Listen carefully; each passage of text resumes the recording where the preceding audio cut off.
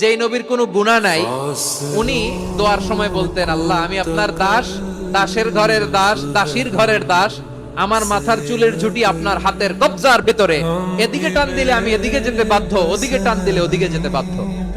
যেই নবীর কোনো গুনাহ নাই নামাজে দাঁড়িয়ে থাকতে থাকতে পা ফুলায় ফেলতেন। যেই নবী নিষ্পাপ, কোনো গুনাহ নাই, কাঁদতে কাঁদতে দাড়ি ভিজায় ফেলতেন, জামা ভিজায় ফেলতেন, সিজদায় পড়ে জমিন ভিজায় ফেলতেন। পড়েন সুবহানাল্লাহ। তাহলে আমাদেরকে কেমন অনুগত হওয়া উচিত? আমাদের তো গুনাহ নাই নাকি? আছে এরকম কেউ আছে? নাই। আমরা সবাই পাপী, আমাদের পাপের কোনো শেষ নাই। আওয়াজ করে বলেন ঠিক কিনা? তাহলে আসুন আমরা বিশ্ব নবীর মতো অনুগত হই, অনুগত হয়ে আল্লাহর কাছে চাই। এই যে আল কানিতিনা ওয়াল কানিতাতি, মানে অনুগত বান্দা এবং বান্দি। আমরা দোয়ায় কুনুত পড়ি না? কুনুত বিতরের নামাজে কি দোয়া পড়ি? দোয়ায়ে কুনুত। এই কুনুত থেকে ওয়াল কানিতিনা ওয়াল কানিতাত তাফসীর বুঝে নেন। কুনুত থেকে কানিতিনা ওয়াল কানিতাত।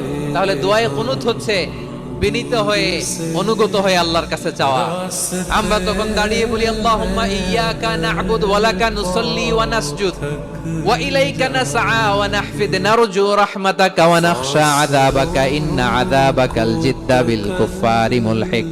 আল্লাহ আপনার কাছে চাই, আপনার কাছে প্রার্থনা করি, আপনার আযাবকে ভয় করি, আপনি ছাড়া আমাদের বাঁচাবার কেউ নাই। কুনুতের মধ্যে আমরা এই দোয়া